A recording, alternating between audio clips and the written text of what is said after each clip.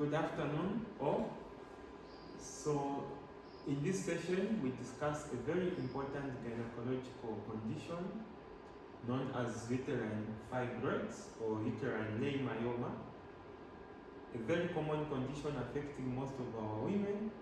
Some of them a condition we find incidentally, others do have but are asymptomatic, and others have presented with complications related to the same. So in this session, I will leave the discussion to be led by Dr. Chilufya, who is a resident medical officer. He will take us through, and my work will just be merely to moderate. So I will at this point hand over to Dr. Chilufya to pick it up with the presentation. Thank you. Thank you so much, consultant Dr. Mulenga, for the privilege to present on uterine fibroids. So I'll take you through, as I've been introduced earlier. I'm Dr. Chilufya, resident doctor in the Department of Obs and Gynae. So this is the layout of our discussion. So we'll do the introduction first, then we'll do the pathogenesis. We'll talk about the classification, anatomical classification, and also according to the figure classification. Then we'll also talk about the risk factors. Those are factors which predisposes women to develop uterine fibroids. Then we'll also talk about the clinical features, the most common presentations for the patients having the uterine fibroids. Then we'll also talk about the differential diagnosis as well. Then we'll also focus on the complications. Then we'll also talk about the investigations. And of note is that for making a diagnosis of uterine fibroids, mainly clinical. So for the other investigations, they're just supportive. Then we'll also talk about the management, which will involve the conservative, the medical, and also the surgical approach. So for the introduction, so for uterine fibroids, they can also be called myomas. They are also called myomata. They are benign tumors of uterine origin, and they are smooth muscle in nature. And they are the most common uterine tumors in reproductive age. Then they are usually asymptomatic, and most of the times they are diagnosed incidentally. They are usually found incidentally. And the peak age in most cases is 35 and 45 years. Then about more than 45% women, they might have had the myomas in their fifth decade of life. So for the pathogenesis of uterine fibroids, the exact cause is unclear. It is not known. But there are some hypotheses, which can also refer as theories, which have been implicated to try and explain what causes the uterine fibroids. There are different hypotheses which exist, of which the chromosomal abnormality one, they are mostly found in 40% of the cases. So for the chromosomal abnormality, they usually talk about the mutations, and there are also variants of mutations which usually occurs. But of note, the one which comes out predominantly is the mutation of the MED12 gene. So we have got this gene, the MED12, which is located on chromosome, the chromosome X arm at position Q13. The gene is very important because it codes for the protein, the mediator complex, the subunit 12, that regulates RNA polymerase 2. So when there is a mutation in this gene, the content and the regulation of the growth of the cells is impaired as well. So the other theory is about the role of the protectide growth factors, where we can have the epidermal growth factor, insulin-like growth factor, transforming growth factor. So these, they also play a role in regulation of proliferation of cells in the body. So if there is an imbalance, they can lead to myomas as an hypothesis. They also play the other role in stimulating the estrogen receptors Yes, and of note, we find that in most cases, we find that these leiomyomas, they have more estrogen receptors, even more than the myometrium itself. Then also the positive family history. Family history also plays a role in this hypothesis. So like I mentioned earlier, these tumors are predominantly estrogen related, but also they coexist with the progesterone as well. Yeah, so this is justified by the fact that one, these tumors, they don't usually grow before puberty. So those ones who are young in their before they reach menarche, these tumors are not usually noted. Then they are also potentially limited to women in their childbearing age. Then also increased growth in pregnancy. Then following menopause, usually these tumors, they don't grow, and in most cases you might not even find new growths. Then like I mentioned earlier, the receptors are more predominant on the leiomyomas as compared to the myometrium. So these things I've mentioned, they are the ones which are more supportive of the tumors being predominantly more of estrogen related. But there's also incriminated progesterone related. As we'll see in the management with the role of the antiprogesterone, the mifepristone. So in as much as these tumors grow, they undergo degenerative changes. So degenerative changes are based on the blood supply. As the tumor grows, they outgrow the blood supply to them. So because of that, they undergo some certain changes as they have been listed here. So the first change we might have is hyaline degeneration. So the fibrous part and the muscle, they are usually depressed by hyaline because of reduced blood supply. And it is the most common degenerative change which is observed.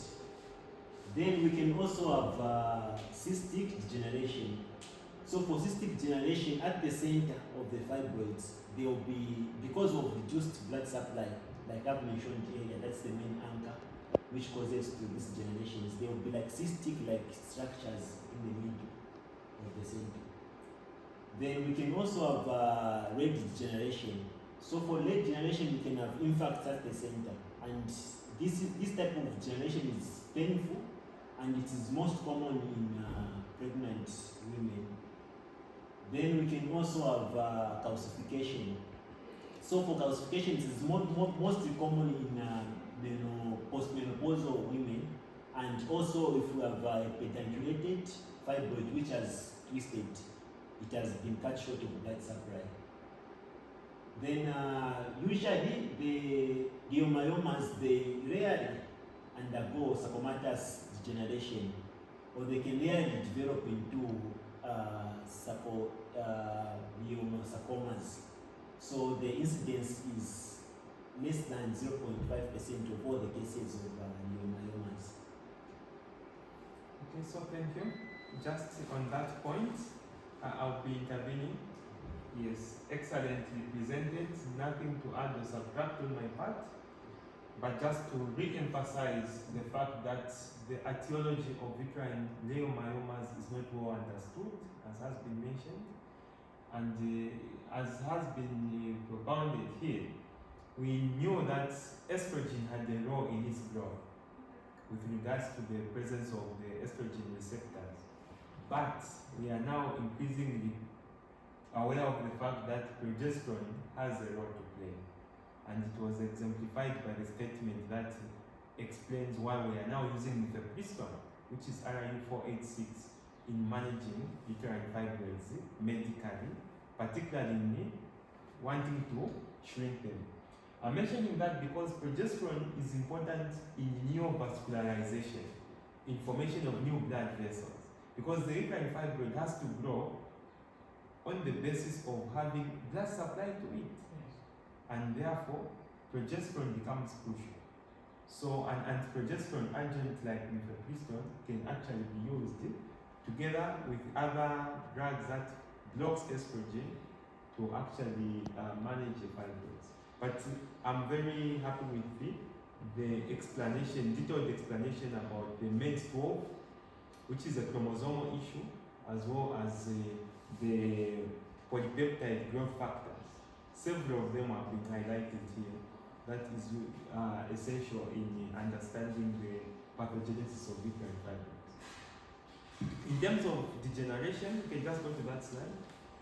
There are two degenerations that have not been mentioned, but the presenter was very clever to mention that these degenerations are connected.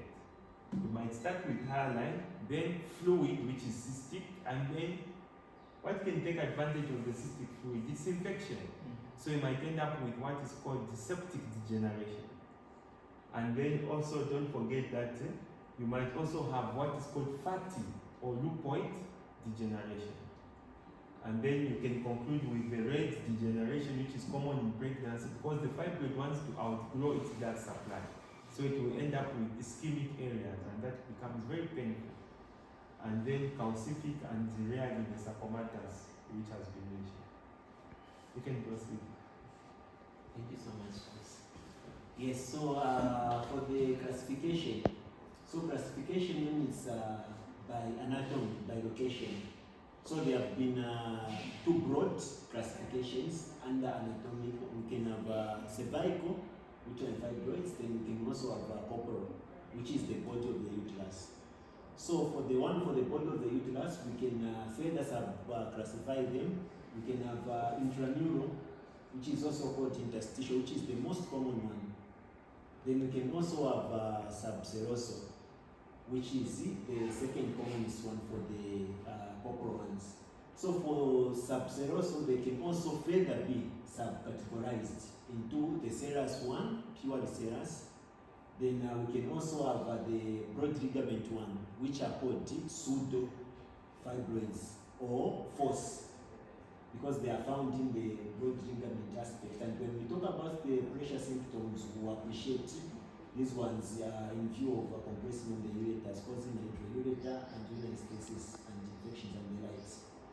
Then we can also have the wandering, which can also be called a parasitic.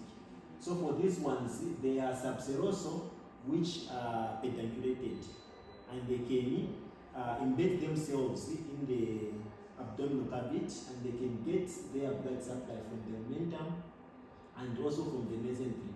And if they detach from the uterine body, they can be lost, like they are saying parasitic or wandering. Yes.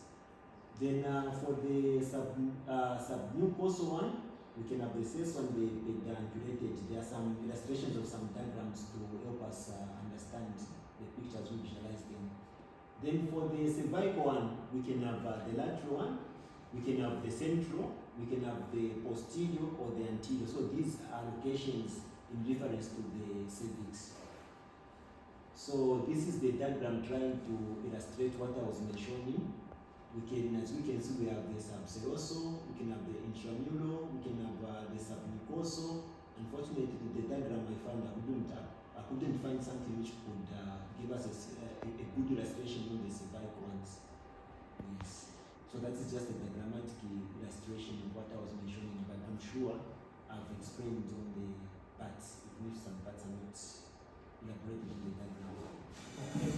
Well done, Dr. Chilufya. So the point here is that there are two surfaces. The inner part is mucus, the outer part is serous.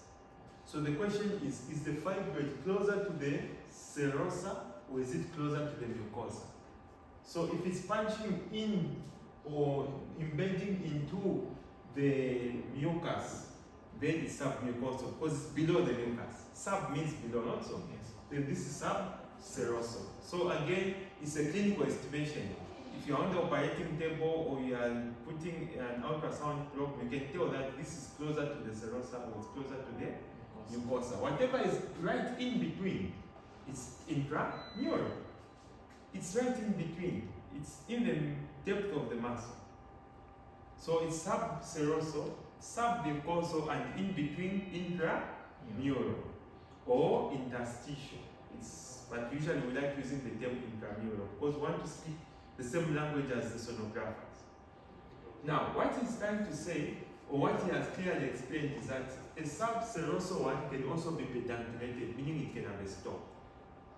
A submucosal one can also be pedunculated and it can have a stalk. Now, a pedunculated submucosal can even prolapse out of the cervix, meaning the stalk is coming from inside. I think we've had such operations before, and you find it is protruding out.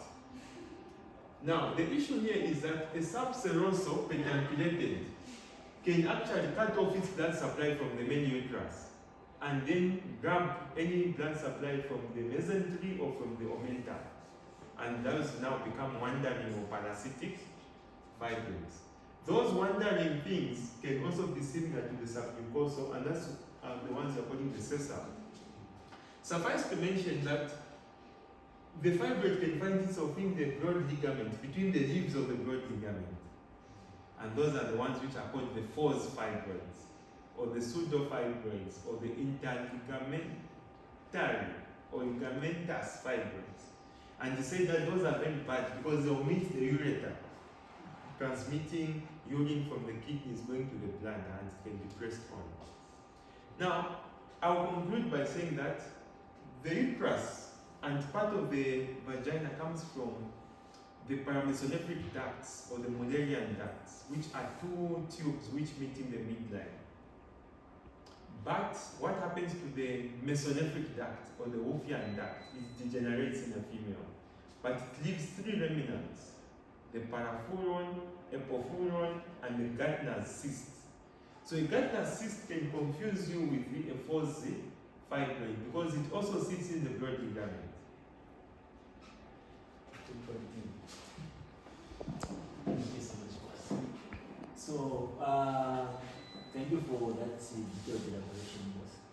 So for the fibro classification, so it can be classified from type 0 up to type 8. Yes, so I've put an illustration diagram for the classification with the numbers, with the types, for easy visualization.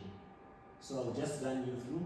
So for type 0, it is pedunculated intracavitary, which we saw, the submucosal, which is pedunculated, the having a stalk.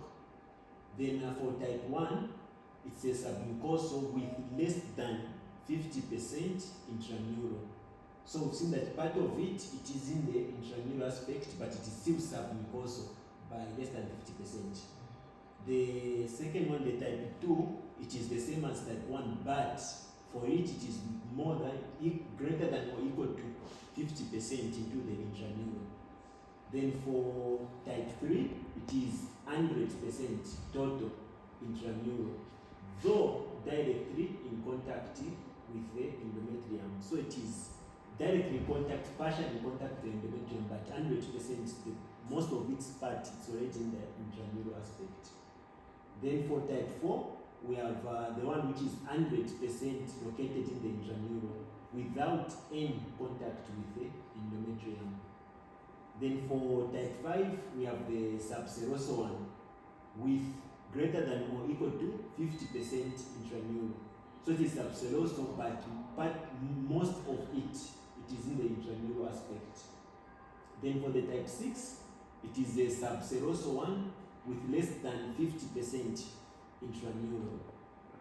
Then for type 7, it is subserosal, which is pedunculated and outside the uterine body. Then the type 8, it is the one which includes others, which can have the cervical and the parasitic one.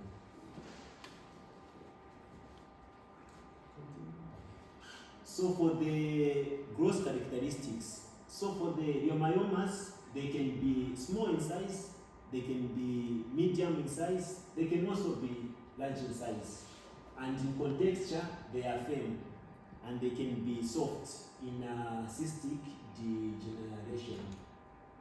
Then they are whitish in color, and they are characteristically odd. then in appearance and on cut section, even on histology, even on gross, when you cut them in section, they show like some kind of appearance, like the way onion looks when you cut it transversal. They also contain force capsules. So this also helps out in, they contain force capsules in the peripheries. So even when you are doing myomectomy, you are trying to extract them, it adds an advantage.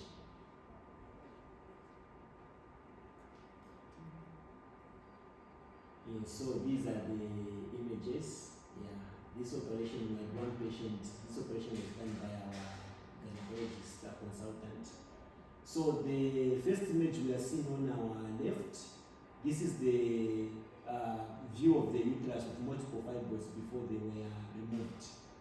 And on the right, these were the multiple fibroids which were removed after the operation, after the myomectomy was done on this patient. So for the storage, like I mentioned area, yeah, we can see there are some round structures symbolizing the myomas, like I mentioned, for the whole structure, and interest arrangement and twists of fibers of smooth muscles of the myometrium. Okay, so thank you so much. We'll explain, we can go back to the diagrams. The first one. So this is the word appearance. Those rough, it's not a complete smooth, but there seems to be some elevations, some little mountains. And that's what is called the word appearance, walnut. And then you can see they can be multiple, they can be solitary, they can be attached to each other, and so on and so forth, in different sizes, of course. And if you look at the color, they are grayish, whitish, and they are solid. Those which have not undergone degeneration. But of course, when you talk about the first capsule the doctor is talking about, is that the fibroid seems to sit in some defined space or capsule. And he was very right that you can easily enucleate them off that capsule. Though from anecdotal data, which also from experience we have seen, that patients who have been subjected to medical therapy, as we shall learn later, gonadotrophin releasing hormone analogs, or use of mifepristone to shrink the fibroids prior to the operation, makes the enucleation very difficult, because the first capsule plane is lost and the fibroid becomes very difficult to remove.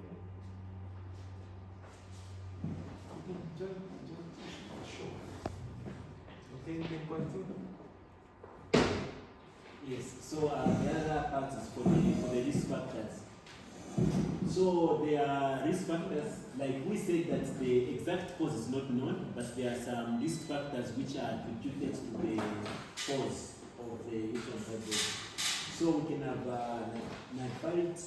those people who have never conceived before, and this, okay, the second one, we can have obesity, we can have a positive family history, then African racial origin, it's one of the non-modifiable risk factors.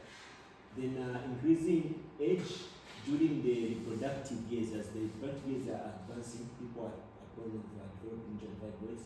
Then late transition into menopause. And of note, also those patients with early onset menarche. So if somebody is prolonged exposed to estrogen, they are at risk of having uterine fibroids. Then of note is that there are some risks which helps to decrease the development of uterine fibroids. So late menarche, multiplicity, smoking, and use of hormonal contraceptives, as we shall see in the management, the role of the hormonal contraceptives.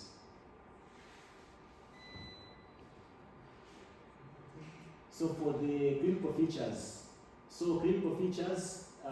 in majority cases, like I said even in the preamble, that uterine fibroids are symptomatic.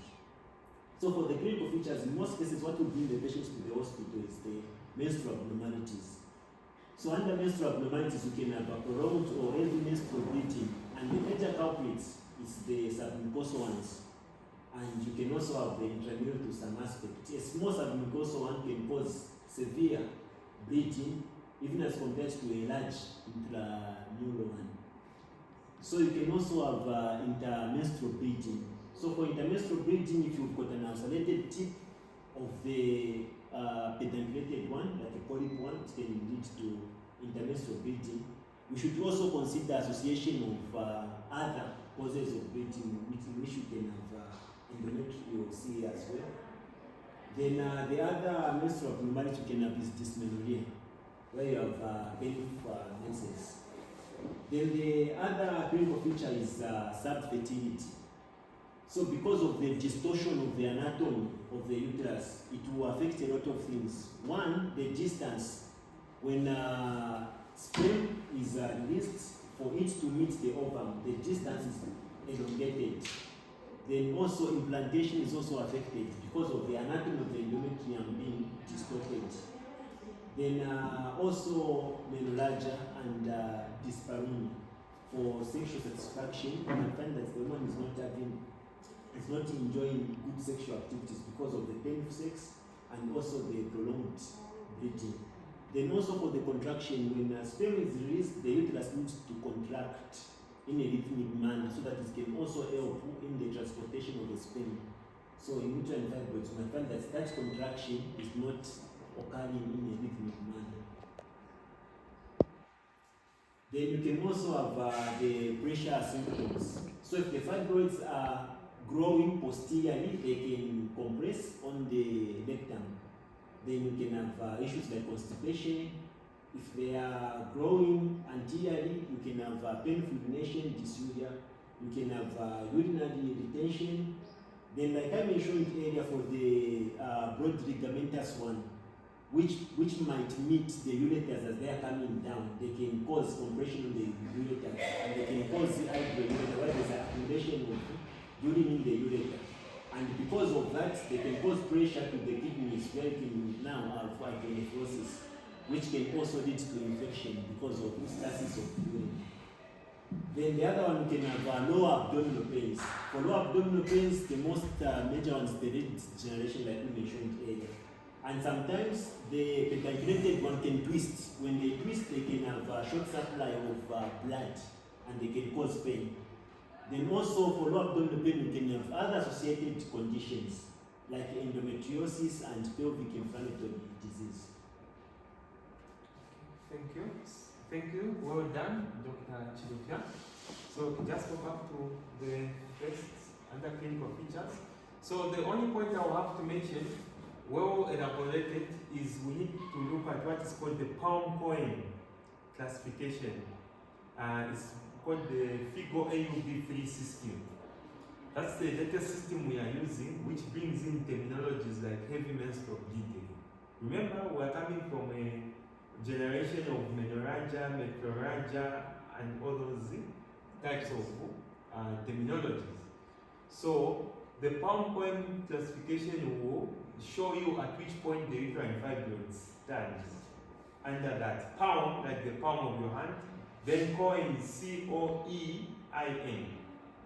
So it's an acronym. And then so this is the most important slide, in my opinion, because that's what you as a clinician attending to a patient with suspected uterine myoma is supposed to go through those categories. Are they asymptomatic?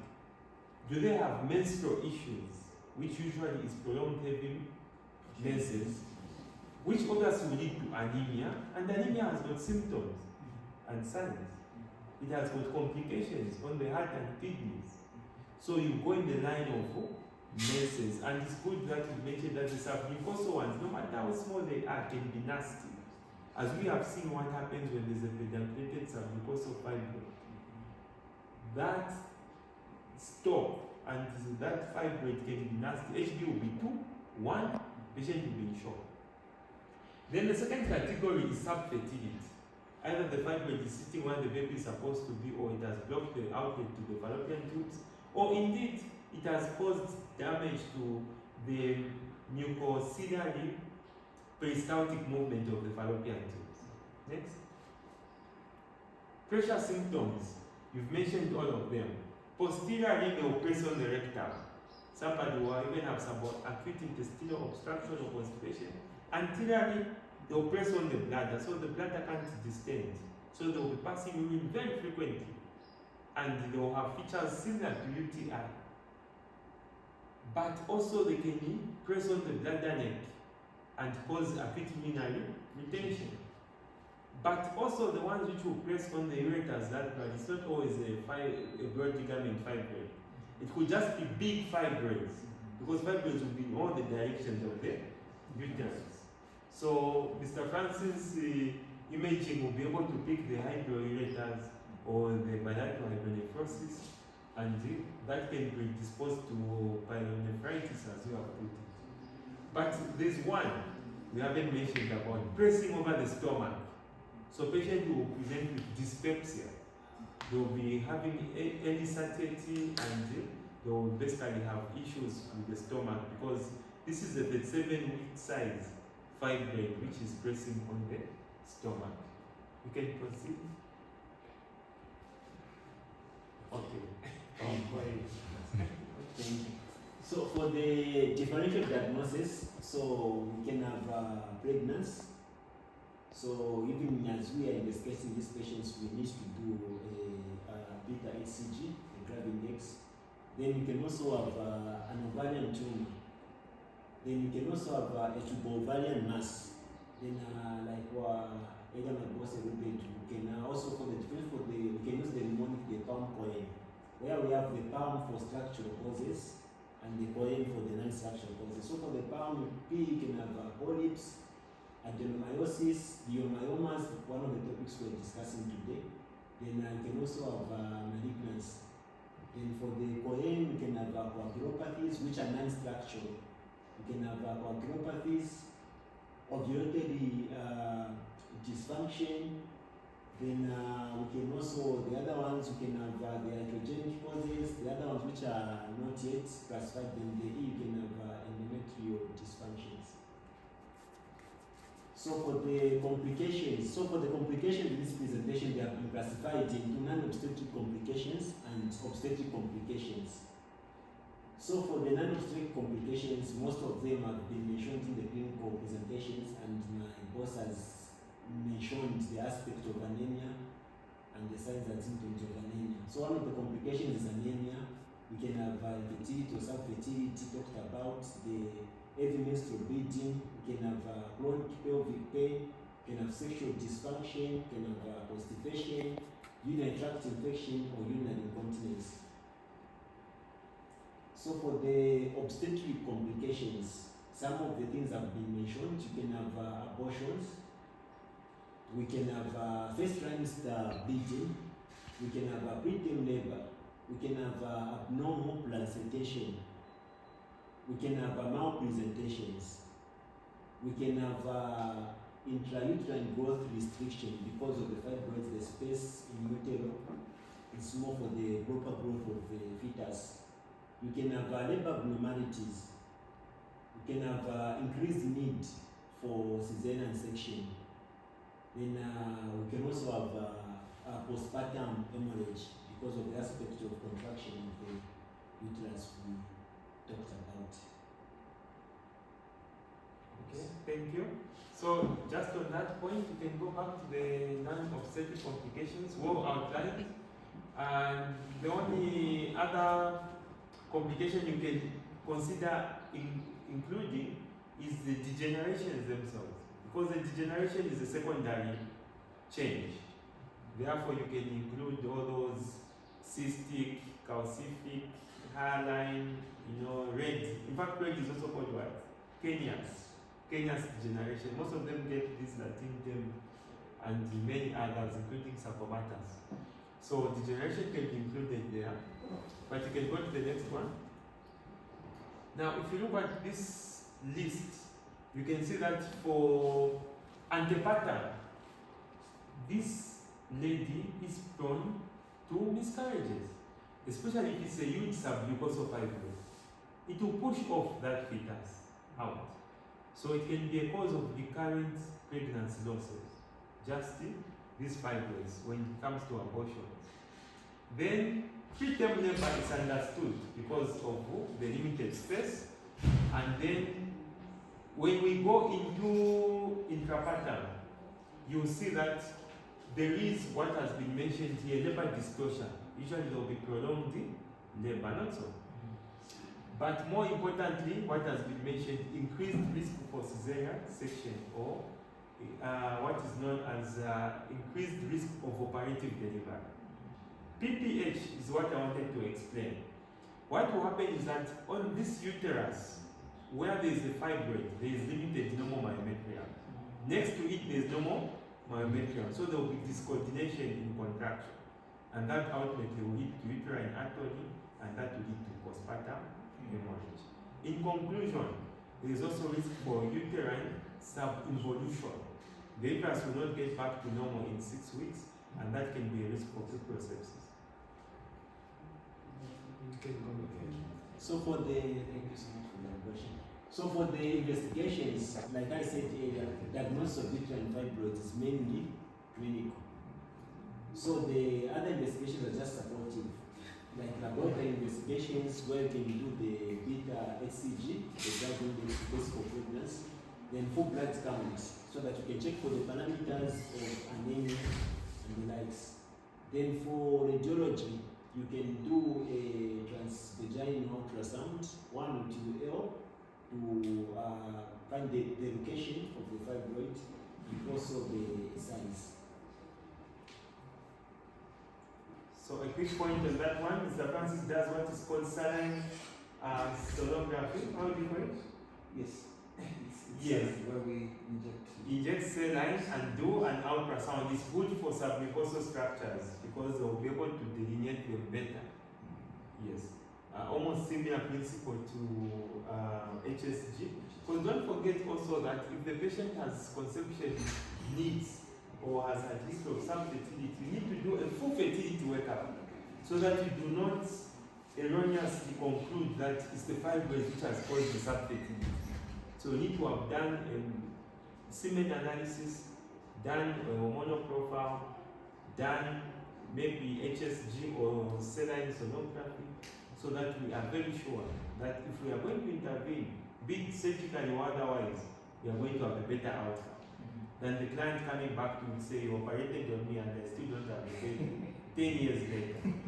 Yes, so you need to be very sure about that, including doing even the IVP or any test that can show the flow of the ureters, because we might need to know whether it's iatrogenic, we tied the ureter, or it was actually pre-existing because of the break. Yes, so you can proceed to management. So for the management, management has got factors which should be put into consideration. So one, the size, the location, the age, and also the presenting symptoms and the desire for fertility preservation. So management has been categorized into conservative, which is also expectant, medical, or surgical. So for conservative management, it is appropriate when the fibroids are small and the diagnosis is certain and there are no symptoms. So you can expect and to manage the patients. Then during pregnancy, then also near menopause, when there are no symptoms and tumor is not enlarging in size. So for this patient, you just manage them conservatively and having reviews with them in case they develop new other symptoms. But if they don't have new other symptoms, you can even review them even after a month and the likes. Especially for those ones who are approaching menopause. So then for medical management, I didn't put it there deliberately. So for medical management, most of the medical management, before we go there, so most of the medical management, the definitive management of uterine fibroids is an hysterectomy. Yes. So for medical management, we usually give medical management in readiness of operating the patient. You want the fibroids to reduce in size, then that's when you go for medical management. And you can give medication. When they reduce in size, it has got advantages. When they reduce in size, one, operatively, there is a reduction of blood loss as you are operating. So for surgical is indicated if the fibroids are causing symptoms and they are growing rapidly. And those symptoms they are causing, the patient can't bear with normal daily living. You need to intervene surgically. If they are larger than 16 weeks gestation age, and if the diagnosis is in doubt, like we talked about the differentials of having ovarian masses to ovarian masses. So if the diagnosis is in doubt, you can also go surgically. Then they are likely to complicate the future pregnancies. So you can deal with them before the patient conceived, so that there are no complications to the pregnancy.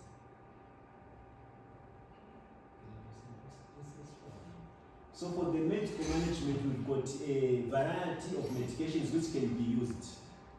So in most cases, the most common ones on the market and which is available and feasible are the non-steroidal and inflammatory drugs, which are mostly considered to be the first line for treating fibroid-related dysmenorrhea and also menstrual bleeding. So in these groups, we have our common ibuprofen, we can have naproxen, we can also have methylenic acid. Then for the hormonal contraceptives, they are effective in treating fibroid-related menstrual bleeding. And you can